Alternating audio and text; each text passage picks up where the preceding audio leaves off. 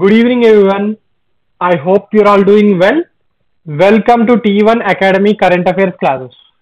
ఈ రోజు current affairs క్లాసెస్లో భాగంగా మనం న్యూస్లో ఉన్న కొన్ని ముఖ్యమైన అంశాల గురించి చర్చించుకుందాం.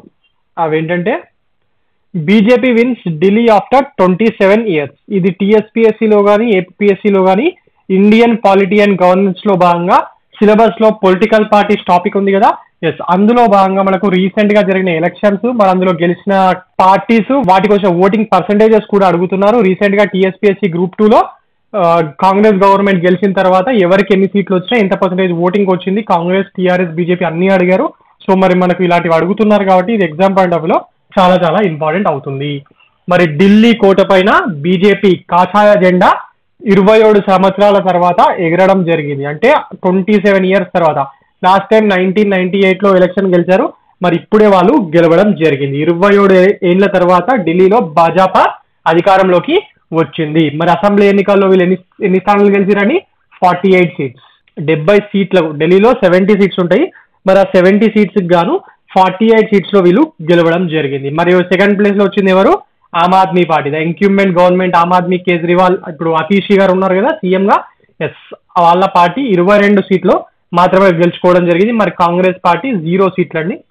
కాంగ్రెస్ పార్టీ అన్ని సీట్లు ఓడిపోవడం జరిగింది. ఇందులో ఇంపార్టెంట్ పాయింట్ అంటే ఆమ్ ఆద్మీ పార్టీలో ఎక్స్ చీఫ్ మినిస్టర్ అయిన కేజ్రీవాల్ గారు, డిప్యూటీ సీఎం అయిన మనోజ్ సిసిదియా అండ్ మినిస్టర్స్ భరద్వాజ్, ఇట్లా చాలా మంది ప్రముఖులు ఓడిపోవడం జరిగింది. సీఎం అతీషి కూడా దగ్గర 2000 ఓట్లతోనేమో గెలిచింది.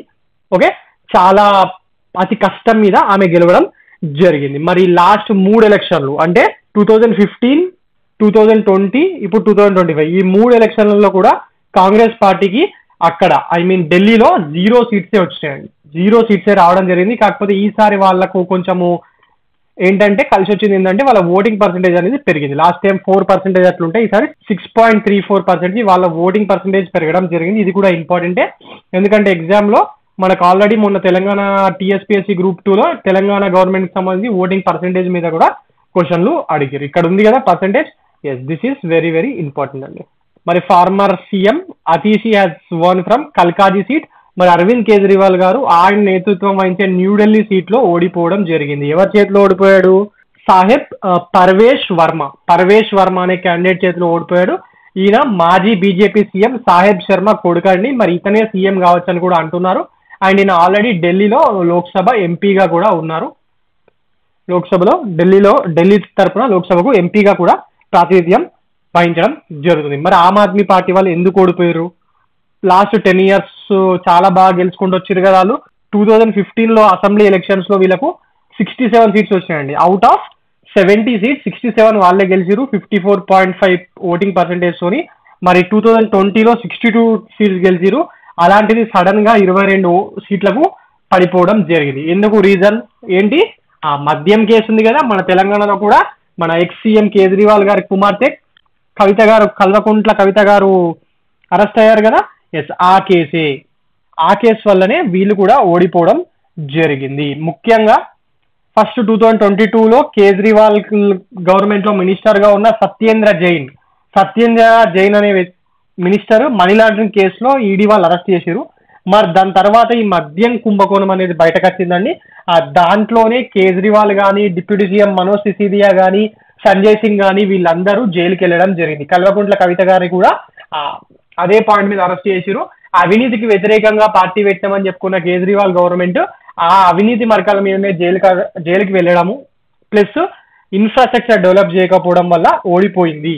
సంక్షేమ కార్యక్రమాలు బాగానే చేసిరు, బట్ దాన్ని దాటి ఇవ్వలేకపోయారు, ప్లస్ అవినీతి చేసిర్రు అనే విషయం మీద.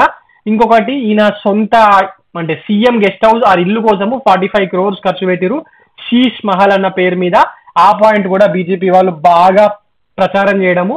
అలాగే ఎల్జీతోని కేజ్రీవాల్ గారు ఎప్పుడు గొడవలు పెట్టుకోవడం. ఈ 3 పాయింట్లు వీళ్ళు ఓడిపోవడానికి ఎక్కువ కారణాలు అయ్యాయి. ఓకే, మరి కాంగ్రెస్ కి సంబంధించి కాంగ్రెస్ వాళ్ళు 0 సీట్స్ కానీ ఓటింగ్ పర్సెంటేజ్ పెరిగింది 6.21%. Okay right, this is important అండి. మరి ఇప్పుడు ఎల్జీ మన గవర్నర్ ఉంటాడు కదా స్టేట్స్ కి. మరి ఢిల్లీ కూడా స్టేటే కదా, బట్ స్టిల్ ఢిల్లీకి మాత్రము ఎల్జీ ఉంటాడండి. ఢిల్లీకి ఎల్జీ ఉంటాడు. ఇప్పుడు ఎల్జీ ఎవరు? వికే సక్సేనా. పాలనా వ్యవహారాల్లో ఎల్జీ అంటే lieutenant governor. Delhi lieutenant governor అయిన వికే సక్సేనా తో ఎప్పుడు ఆమ్ ఆద్మీ పార్టీ గొడవలు ఉండడం అది కూడా కొంచెము ప్రాబ్లమే అయ్యింది. Okay right. Now coming on to the next topic, that is Biren Singh resigns as Manipur chief minister ahead of no confidence motion. Biren Singh Manipur గుర్తుంది కదా, కూకీస్ కి మీటీస్ కి మధ్య గొడవ. ఎస్, ఆ రిజర్వేషన్ కి సంబంధించిన విషయాల మీద చాలా రోజులు కొట్టుకొని వెళ్ళిపోయారు కదా. ఆ టైంలో అయినా ఎంత రిజైన్ చేయమన్నా చేయలేదు, లా అండ్ ఆర్డర్ ని కంట్రోల్ చేయలేకపోతుండు, ఒక తెగకు సపోర్ట్ చేస్తున్న ఆరోపణలు వచ్చి ఎంత రిజైన్ చేయమన్నా చేయలేదు. మరి ఇప్పుడు ఎందుకు రిజైన్ చేసిండంటే భారతీయ జనతా పార్టీ, ఈయన బీజేపీ చీఫ్ మినిస్టర్ కదా, ఆ బీజేపీ ఎమ్మెల్యేలే ఈయన మీద నో కాన్ఫిడెన్స్ మోషన్ పెట్టబోయే పరిస్థితులు ఉన్నారు. ఆయనకు అర్థమైపోయి రిజైన్ చేసేసిండు. ఓకే, ఈ పేరు ఇంపార్టెంట్ అండి. మణిపూర్ చాలా సార్లు న్యూస్ లో ఉంది కదా.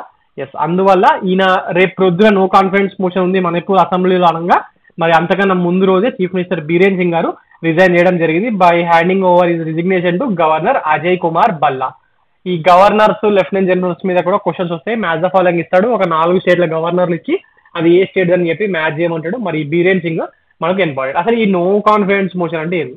బేసిక్ గా పార్లమెంటరీ డెమోక్రసీలో ఏదైనా గవర్నమెంట్, ఇప్పుడు రేవంత్ రెడ్డి గారు కానీ, నరేంద్ర మోడీ గారికి కానీ, అక్కడ ఉన్న మెజారిటీ ఎమ్మెల్యేలు కానీ, ఎంపీలు కానీ వాళ్ళకు సపోర్ట్ చేస్తూ ఉంటేనే లోక్సభలో ఆర్ అసెంబ్లీలో, స్టేట్ లెజిస్లేటివ్ అసెంబ్లీలో ఎమ్మెల్యేస్ ది ఆర్ ఎంపీస్ ది సపోర్ట్ ఉంటేనే వీళ్ళు ప్రైమ్ మినిస్టర్, చీఫ్ మినిస్టర్ గా కొనసాగుతారు. అంటే గవర్నమెంట్ అధికారంలో ఉంటుంది, లేదంటే పోతుంది. సో అది ఉన్నదా లేదా అని చెప్పి చూపించేదే ఈ no confidence motion. Okay right. మరి ఇంకొక పాయింట్ ఏంటంటే, మనకి ఎప్పుడైనా cabinet is a collective responsibility అంటారు కదా. ఇప్పుడు సెంట్రల్ గవర్నమెంట్ లో అయితే cabinet is collectively responsible to the Lok Sabha అంటాము.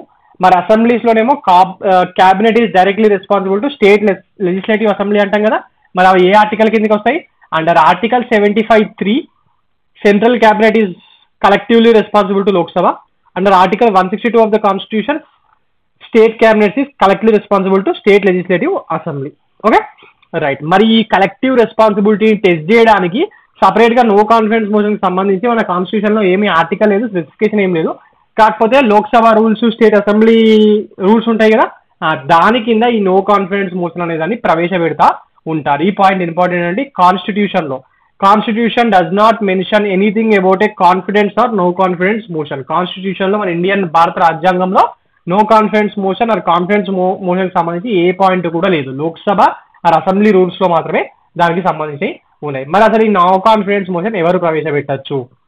లోక్సభలో అయితే 50 మంది ఎంపీలు సపోర్ట్ ఉంటే ఎవరైనా ఎంపీ ప్రవేశపెట్టచ్చు. అసెంబ్లీలోనేమో ఎమ్మెల్యే ప్రవేశపెట్టాలి, వేరే వాళ్ళు ప్రవేశపెట్టడానికి వీల్లేదు. ఒకవేళ ఈ నో కాన్ఫిడెన్స్ మోషన్ అనేది పాస్ అయింది అనుకోండి, గవర్నమెంట్ ఖచ్చితంగా అసెంబ్లీలో కానివ్వండి, లోక్సభలో కానివ్వండి రిజైన్ చేయాల్సి ఉంటుంది. Okay right. Now coming on to the next question, Bangladesh launches operation devil hunt. Operation devil hunt ఏంటిది? అసలు ఈ ఆపరేషన్ డెవిల్ హంట్ అంటే ఏంటి?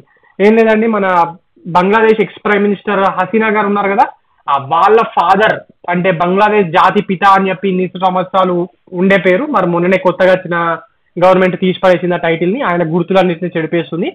ఆయన ఏ ప్రదేశంలో అయితే నివసించాడో, ఏ ఇంట్లో అయితే నివసించాడో దాన్ని ఒక జాతీయ గౌరవంగా ప్రకటించి ఆ భవనాన్ని నేషనల్ స్టేటస్ ఇచ్చి ఇన్ని రోజులు నిర్వహించడం జరిగింది. మరి దాన్ని రీసెంట్ గా ఈ కొత్త గవర్నమెంట్ సపోర్టర్లు ప్లస్ ఈ ఫ్రింజ్ ఎలిమెంట్స్ అందరు కలిసి కూల్ చేసారు.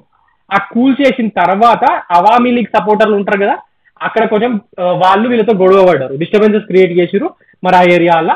సో వాళ్ళని పట్టుకోవాలా, వాళ్ళే తప్పు చేసిరు అని చెప్పి Bangladesh government under Muhammad Yunus official గా అట్లా అటాక్ చేసిన వాళ్ళందరినీ, ఐ మీన్ అవామీ లీగ్ సపోర్టర్లు అందరినీ అంతం చేయాలి అని చెప్పి ఈ ఆపరేషన్ డెవిల్ హంట్ ని స్టార్ట్ చేయడం జరిగింది. ఓకే, ఇక్కడ కనిపిస్తుంది కదా. మరి in response to 4 days of escalating unrest and violence in Ghazipur, Bangladesh, the interim government led by chief advisor Muhammad Yunus initiated Operation Devil Hunt. ఇది ఎందుకు జరిగింది అంటే, బంగబంధు రెహమాన్ గారు ఉన్నారు కదా, అంటే షేక్ హసీనా వాళ్ళ ఫాదర్, ఆయన ఇంటిని కూల్ చేసిరు. మరి ఆ టైంలో కొంచెం గొడవలు జరిగినాయి, ముఖ్యంగా గాజీపూర్, బంగ్లాదేశ్ లోని గాజీపూర్ లో జరిగినాయి. మరి అక్కడి నుంచే ఈ ఆపరేషన్ డెవిల్ హంట్ ని స్టార్ట్ చేస్తున్నాం అని చెప్పి యూనిస్ గారు ప్రకటించడం జరిగింది. ఓకే, మరి షేక్ హసీనా ఇప్పుడు మన ఇండియాలోనే తలదాంచుకుంటున్నారు కదా, అప్పుడు గొడవలు జరిగాయి, మేము పారిపోయి వచ్చే పరిస్థితి ఉండే. Yes, now coming on to the next topic, that is world pulses day. World pulses day important అండి. ఏ రోజున నిర్వహిస్తారు world pulses day?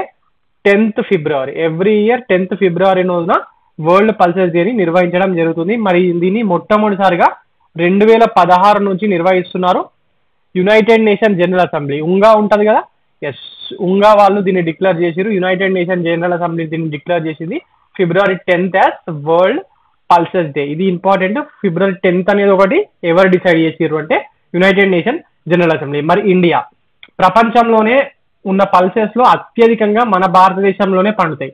Okay, world pulses లో 25% are produced in India. First ఇండియాలో, దాని తర్వాత కెనడా, దాని తర్వాత చైనా, దాని తర్వాత యూరోపియన్ యూనియన్. ఓకే, స్టిల్ మనం ఇంపోర్ట్ చేసుకుంటాం. ఎందుకు? మనం ఎంత వండించినా మరి మన నార్త్ ఇండియా మొత్తం పప్పులే తింటారు కదా, వెజిటేరియన్స్ పప్పే కదా. సౌత్ లో కూడా తింటారు అనుకోండి, బట్ సౌత్ లో కూడా నాన్ వెజ్ కన్సంప్షన్ ఎక్కువ ఉంటుంది, నార్త్ లో అంతగా ఉండదు. మెజారిటీ పప్పులే తింటారు కాబట్టి మరి మనం ఇంత ప్రొడ్యూస్ చేస్తున్నాం, మరి కన్సంప్షన్ కూడా మనదే ఎక్కువ అయినా వీఆర్ ఇంపోర్టింగ్. Okay, right. మరి మొత్తం ఇండియాలో ప్రొడ్యూస్ అయ్యే పల్సెస్ లో 75% of the pulses are produced in Madhya Pradesh, Maharashtra and Rajasthan.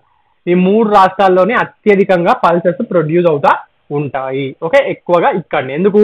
ఆ ఏరియాస్ లోనే బాగా తింటారు కదా. Yes, right.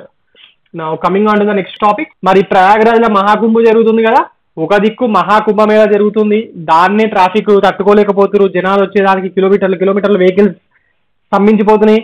మరి అదే ప్లేస్ లో, అదే ప్రయాగ్రాజ్ లో 3 day ఇంటర్నేషనల్ బర్డ్ ఫెస్టివల్ నిర్వహిస్తున్నారంట from February 16th to 18th. ఇది ఇంపార్టెంట్ అండి, ఇంటర్నేషనల్ బర్డ్ ఫెస్టివల్ కాబట్టి మరి ప్రయాగ్రాజ్ ఉత్తరప్రదేశ్ లో నిర్వహిస్తున్నారు అనే పాయింట్ మనకు తెలియాలి. Okay, right. కొన్ని ఎంసీక్యూస్ ఉన్నాయి, అవేంటో చూద్దాం. Which ministry was responsible for establishing the national manuscript mission in 2003? National manuscript mission news లో ఉంది. మరి దీన్ని 2003లో ఎస్టాబ్లిష్ చేశారు. మరి ఇది ఏ మినిస్ట్రీ ఎస్టాబ్లిష్ చేసింది అని చెప్పి అడుగుతున్నాడు. Options: ministry of education, ministry of tourism and culture, ministry of INB information and broadcasting, మరి ministry of home affairs. Manuscript అన్నాడు అంటే తాళపత్ర గ్రంథాలు. మరి ఎవరు చేస్తారు ఉంటుంది? కల్చర్ టూరిజం మినిస్ట్రీయే కదా. Yes, so answer is this option B. Where is the 3 day international bird festival being organised in February 2025? ఇందాకే చదువుకున్నాం కదా. ఇది exam point of view important అంటే ఇలాంటి క్వశ్చన్స్ అడుగుతారు, మరి అందుకే మళ్ళీ ఇచ్చాను. ఆప్షన్స్: లక్నో, కాన్పూర్, ప్రయాగ్రాజ్, వారణాసి. అన్ని యూపీలోనే ఉన్నాయి. మరి ఆన్సర్ ఏంటి? ప్రయాగ్రాజ్ ఆర్ అలహాబాద్ ఆర్ ఇలాహాబాద్ అని కూడా అంటారు. ఓకే, సో ఇవ్వండి ఈరోజు current affairs. For more current affairs like this, do watch T1 Academy and also do subscribe our channel T1 Academy. Thank you.